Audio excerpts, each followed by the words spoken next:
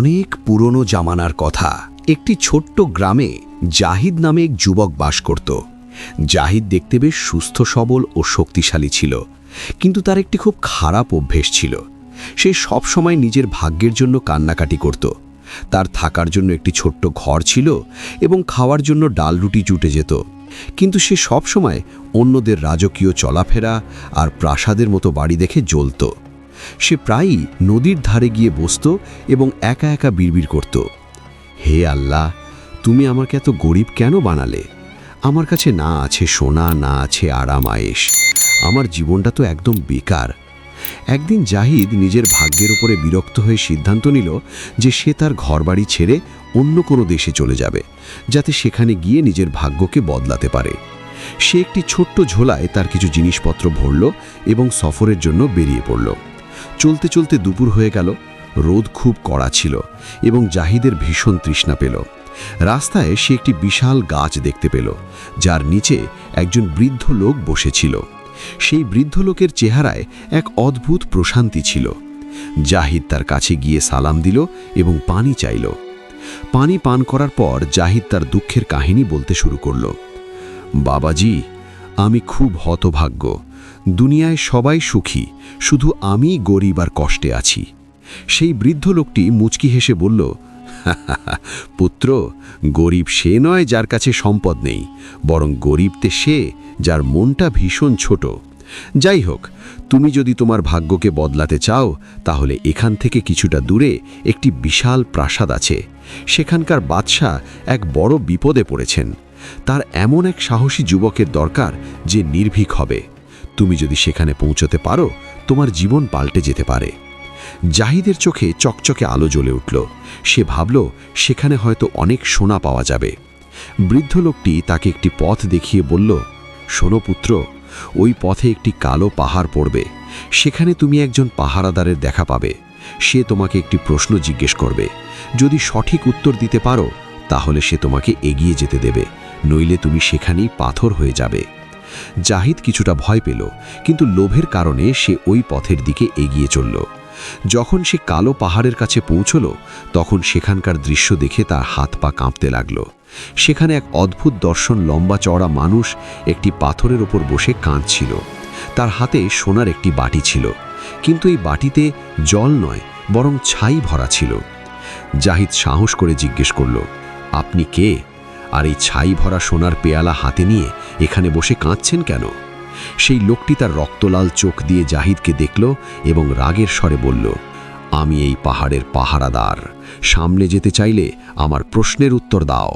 বলো, এমন কি জিনিস আছে যা কাছে থাকলে চোখে পড়ে না আর দূরে গেলে ভীষণ মনে পড়ে? জাহিদ বিচলিত হয়ে পড়ল।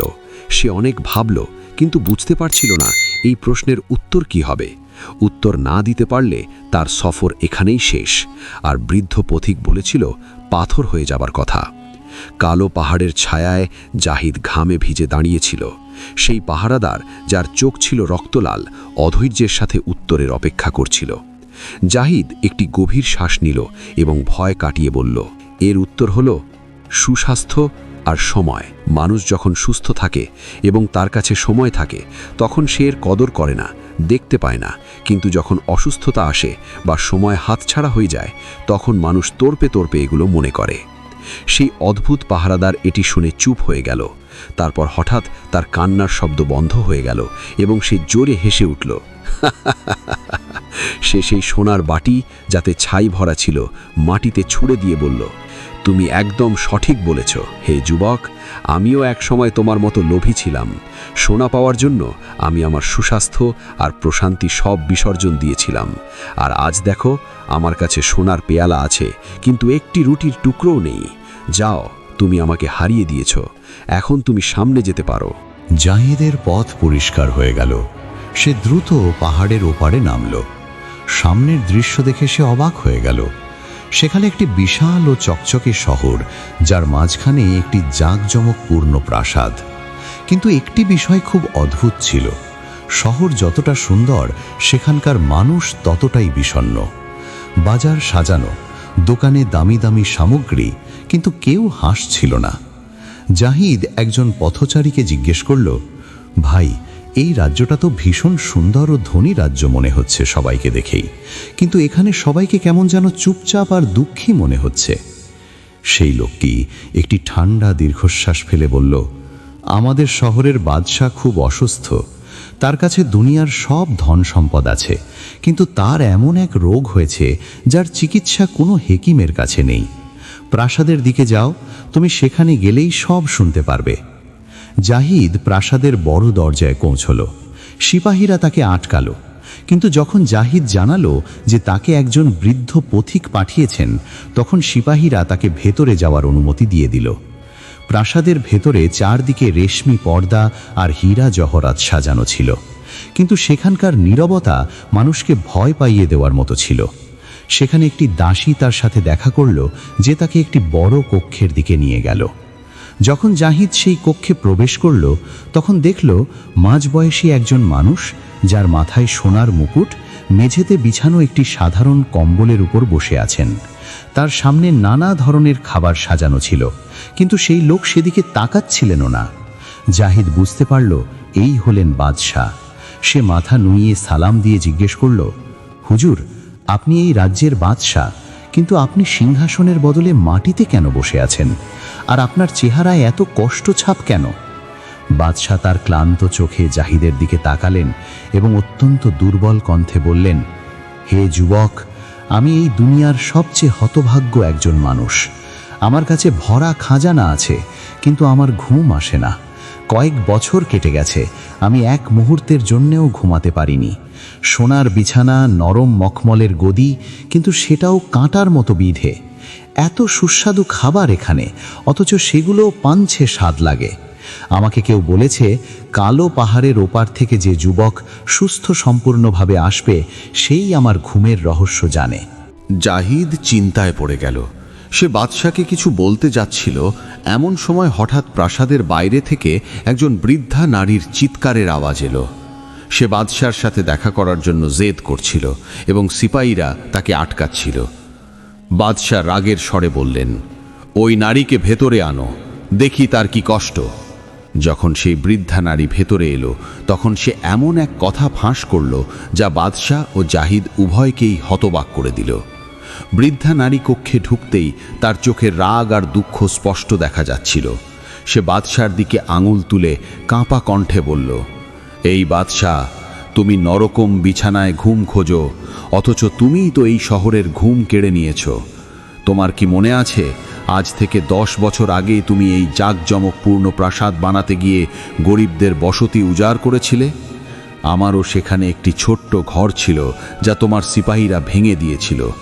সেই রাতে আমার নিষ্পাপ নাতনি কনকনে ঠান্ডায় খোলা আকাশের নিচে কাঁদতে কাঁদতে রাত কাটিয়েছিল, আর তার বদদোয়া আজ তোমার বিছানার নিচে কাঁটা হয়ে বিঁধছে। পুরো দরবার থমকে গেল। বাদশার চেহারা ফ্যাকাশে হয়ে গেল, তার হাত কাঁপতে শুরু করল। তিনি নিচু চোখে বললেন, আমি সেই সময় ক্ষমতার নেশায় ছিলাম। আমার ভুলগুলো আমি বুঝতে পারছি, কিন্তু আমি তো তোমাদের সকলকেই অনেক সোনা চাঁদি দিয়েছিলাম। সেটা কি তোমাদের জন্য যথেষ্ট ছিল না? বৃদ্ধা নারী তিক্ততার হাসি হেসে বলল, সোনায় পেট ভরে না, আর উজাড় হওয়া ঘরের প্রশান্তিও ফিরিয়ে দেয় না। তোমার ঘুম তখনই ফিরবে যখন তুমি সেই ন্যায়ের সিন্দুকটি আমাকে ফিরিয়ে দেবে, যা তোমার সিপাহীরা আমার ঘর থেকে ছিনিয়ে নিয়েছিল। ওই সিন্দুকে আমার পূর্বপুরুষদের সেই নিশানি আছে, যার সাথে এই শহরের সুখ সমৃদ্ধি জড়িত। বাদশা সঙ্গে সঙ্গে জাহিদের দিকে তাকিয়ে আকুতি করলেন, যুবক, তুমি কালো পাহাড়ের পাহারাদারকে হারিয়েছ। তুমি সাহসী ও বুদ্ধিমান। তুমি এই বৃদ্ধার বলে দেওয়া সেই পুরনো ধ্বংসস্তূপে যাও, যেখানে সেই বসতি ধ্বংসের স্তূপে পরিণত হয়েছে। সেখান থেকে সেই ন্যায়ের সিন্দুকটিকে খুঁজে নিয়ে এসো। যদি তুমি সেটি আনতে পারো, তাহলে আমি কথা দিচ্ছি তোমাকে অর্ধেক সাম্রাজ্য দিয়ে দেব। জাহিদ সে তো আগে থেকেই ধন সম্পদের লোভী ছিল, তাই সে চিন্তা না করে সঙ্গে সঙ্গে রাজি হয়ে গেল।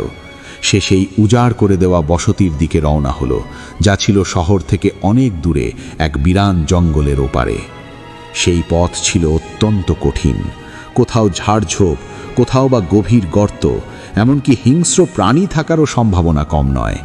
সে ওই সব কিছু খুব সাবধানের সাথে পার করল, আর যখন সেই ধ্বংসস্তূপে পৌঁছালো তখন চারদিকে ভাঙা বাড়ি আর নীরবতা ছাড়া কিছুই দেখতে পেল না। সেই সিন্দুকটি খুঁজতে খুঁজতে সন্ধ্যা নেমে এলো।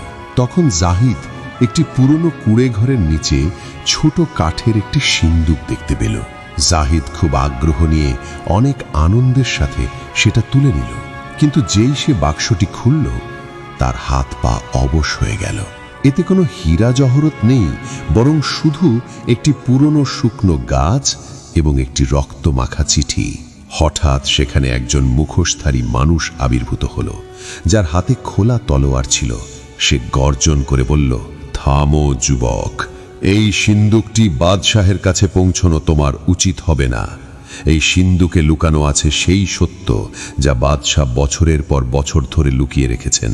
যদি তুমি এটা প্রাসাদে নিয়ে যাও, বাদশাহ ঘুমাবেন ঠিকই, কিন্তু এই গরিব মানুষগুলো চিরতরে তার দাস হয়ে রয়ে যাবে। জাহিদ থমকে গেল। একদিকে বাদশাহ তাকে প্রতিশ্রুতি দিয়েছেন তার অর্ধেক সাম্রাজ্য দিয়ে দেবেন, আর অন্যদিকে এই মুখোশধারীর হুমকি এবং গরিবদের সেই সত্য যা এই সিন্দুকে বন্দী ছিল। জাহিদ জিজ্ঞেস করল, আপনি কে, আর এই শুকনো গাছে এমন কি রহস্যই বা আছে? মুখোশধারী তার মুখোশ সরাতেই জাহিদ অবাক হয়ে দেখল, এ আর কেউ নয়, সেই বৃদ্ধ মুসাফির যে কিনা তাকে এই রাজ্যে আসার কথা বলেছে। বৃদ্ধ মুসাফির বলল, জাহিদ, তোমার আসল পরীক্ষা এখন শুরু হয়েছে। তুমি কি ধন সম্পদ বেছে নেবে নাকি সত্যের পথ? মনে রেখো, যদি তুমি ভুল সিদ্ধান্ত নাও, এই বসতি থেকে তুমি কখনো জীবিত বের হতে পারবে না। ধ্বংসস্তূপের এই শুনশান নীরবতায় জাহিদের হাতে কাঠের সেই সিন্দুক, আর সামনে সেই বৃদ্ধ মুসাফির দাঁড়িয়ে। জাহিদের বুক কাঁপছিল। জাহিদ অবাক হয়ে জিজ্ঞেস করল, জনাব, আপনি কেনই বা এখানে? আর এই শুকনো গাছ ও রক্তমাখা এই চিঠির কি রহস্য? বাদশাহ তো বলেছিলেন এটা ন্যায়ের সিন্দুক। বৃদ্ধ মুসাফিরের চোখে জল এসে গেল। সে বলল, বাবা, আমি এই উজাড় হওয়া বসতির পুরনো সর্দার। এই শুকনো গাছটি ছিল প্রশান্তির গাছ, যা এই বসতির সুখ সমৃদ্ধির নিশানি ছিল। আর এই রক্তমাখা চিঠি, এটা সেই বাদশার মৃত বাবার শেষ ওসিয়ত। এই চিঠিতে লেখা আছে, কখনো গরিবের ঝুপড়ি ভেঙে নিজের প্রাসাদ বানিও না, নইলে তোমার বংশধরেরা প্রশান্তির জন্য তরসাতে থাকবে। জাহিদ চমকে উঠল। বৃদ্ধ আরো বললেন, বাবা, বাদশাহ তোমাকে অর্ধেক সাম্রাজ্য এই জন্য দিচ্ছেন না যে তিনি গরিবদের ন্যায় দিতে চান। তিনি এই বাক্সটি এই জন্য আনাচ্ছেন যাতে এই শেষ প্রমাণ আর এই চিঠিটি আগুনে পুড়িয়ে দিতে পারেন। তার ধারণা, এই প্রমাণ পুড়িয়ে দিলে তার ঘুম ফিরে আসবে, আর গরিবরা চিরতরে অসহায় হয়ে যাবে। এখন সিদ্ধান্ত তোমার হাতে। তুমি কি নিজের জন্য অর্ধেক সাম্রাজ্য বেছে নেবে, নাকি এই গরিবদের তাদের হক ফিরিয়ে দেবে? এটা শুনে জাহিদের মনে সেই সময়ের কথা ঘুরে এলো, যখন সে নদীর ধারে বসে নিজের গরিবীর জন্য কাঁদত আর ধন সম্পদের জন্য কষ্ট পেত। আজ তার কাছে সুযোগ আছে, এই সিন্দুক বাদশাকে দিয়ে দুনিয়ার সবচেয়ে বড় লোক হয়ে যাবে। কিন্তু তখন তার বিবেক জেগে উঠেছিল। জাহিদ বৃদ্ধের চোখের দিকে তাকালো, সিন্দুকটি মজবুতভাবে ধরল এবং বলল, যে সোনা অন্যদের চোখের জল দিয়ে তৈরি, সেটা সোনা নয়, সেটা ওই ছাই যা পাহাড়ের পাহারাদারের পেয়ালায় ছিল।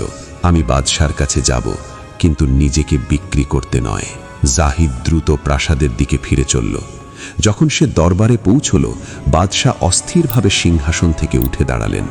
তিনি সঙ্গে সঙ্গে সিপাহীদের হুকুম দিলেন, তাড়াতাড়ি আগুন জ্বালাও, আমাকে এই সিন্দুক আর এর ভেতরের আবর্জনা পোড়াতে হবে, যাতে আজ রাতে শান্তিতে ঘুমাতে পারি। যেই বাদশাহ সিন্দুকের দিকে হাত বাড়ালেন, জাহিদ 2 কদম পিছিয়ে সিন্দুক খুলে এবং সেই রক্তমাখা চিঠি জোরে শব্দ করে পড়তে শুরু করল। হে আমার বেটা, মনে রেখো, গরিবের আহ থেকে বাঁচো। যে সিংহাসনের ভিত্তি গরিবদের ভেঙে দেওয়া ঘরের উপর স্থাপিত হয়, সেই সিংহাসনে বসা শাসকের ঘুম চিরতরে উড়ে যায়। চিঠির কথাগুলো শুনে পুরো দরবারে মৃত্যুর মতো নীরবতা নেমে এলো। সেই বৃদ্ধা নারী যে দরবারের কোণে দাঁড়িয়েছিল, জোরে জোরে কাঁদতে শুরু করলো। বাদশার হাত কাঁপতে লাগলো, তার কপালে ঘাম জমল এবং তিনি ধপ করে মাটিতে পড়ে গেলেন। তার সমস্ত ভুলের উপলব্ধি হলো। তিনি বুঝতে পারলেন যে তার অসুখ কোনো শারীরিক রোগ নয়, বরং তার মৃত বিবেক, যা তাকে ঘুমাতে দিচ্ছিল না।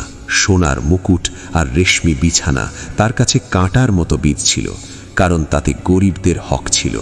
বাদশাহ কাঁদতে কাঁদতে জাহিদের সামনে হাত জোড় করে বললেন, যুবক, তুমি আমার চোখ খুলে দিয়েছ। তুমি যদি এই চিঠি পুড়িয়ে দিতে, আমি চিরতরে ধ্বংস হয়ে যেতাম।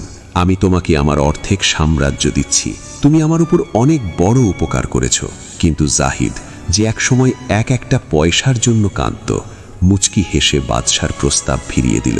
জাহিদ বলল, বাদশাহ সালামত, আমার আপনার অর্ধেক সাম্রাজ্য চাই না। আমি পথে শিখে এসেছি যে দুনিয়ার সবচেয়ে দামি জিনিস সোনা চাঁদি নয়, বরং প্রশান্তির ঘুম আর পরিচ্ছন্ন বিবেক। আপনি এই বসতি আবার গড়ে দিন, ওই গরিবদের হক ফিরিয়ে দিন, আপনার ঘুম আপনিই ফিরে আসবে। এই বলে জাহিদ প্রাসাদ থেকে বেরিয়ে এলো।